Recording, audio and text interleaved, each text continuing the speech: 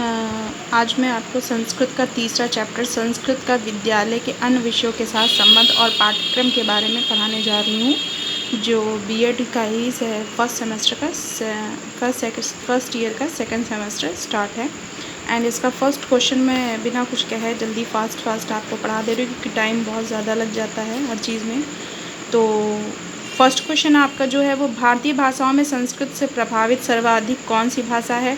तो तमिल भाषा है। सबसे ज़्यादा संस्कृत में जो प्रभावित हुई है, मतलब संस्कृत भाषा जो प्रभावित हुई है वो मराठी भाषा थी, गुजराती थी, हिंदी थी, नहीं तमिल थी।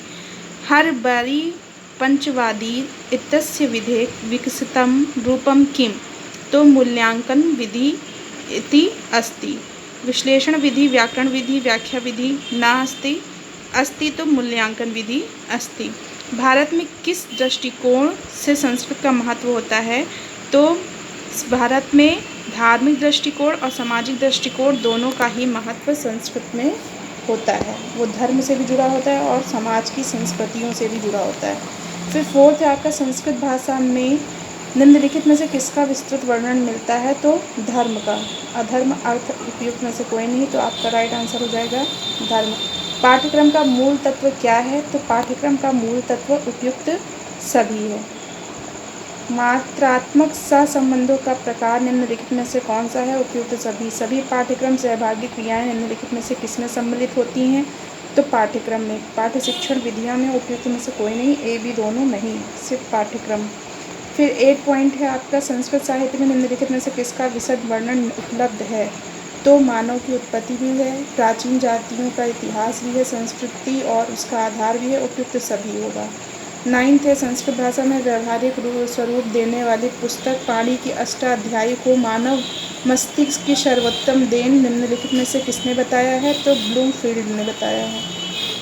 23 मार्च 1940 में हरिजन नामक समाचार पत्र में किसने लिखा कि प्रत्येक राष्ट्रवादी को संस्कृत भाषा पढ़नी चाहिए, क्योंकि इससे प्रांतीय भाषाओं का अध्ययन सुगम हो जाता है? तो आपका राइट आंसर हो जाएगा महात्मा गांधी ने बोला था इस चीज़ को। उसके बाद है संस्कृत पाठ का आधार क्या है? तो संस्कृत पाठ का आधार उपयुक्त सभी हो जाएगा। सामाजिक, दार्शनिक, मनोवैज्ञानिक एवं धार्मिक दोनों सभी हो जाएंगे। 12th है कोर पाठ्यक्रम के संदर्भ में सत्य कथन कौन सा है? तो उपयुक्त सभी। संस्कृत निम्नलिखित में से किसका मूल धारा है? तो अध्यात्मक का। काम सूत्र निम्नलिखित में से किसकी रचना है? तो वात्सल्य की है। संस्कृत साहित्य का वाङ्मय कैसा है? अति विशाल और बहुमुखी दोनों हो जाएगा, ऑप्शन नंबर सी। आधुनिक आर्य भाषाएं संस्कृत से ही उत्पन्न हुई हैं, और जहाँ तक द्रविड़ भाषाओं का संबंध है वे भी अपने साहित्य प्रयोग के आदिकाल से ही संस्कृत के द्वारा परिपोषित हैं। यह कथन निम्नलिखित में से किस आयोग का है? तो संस्कृत आयोग का है।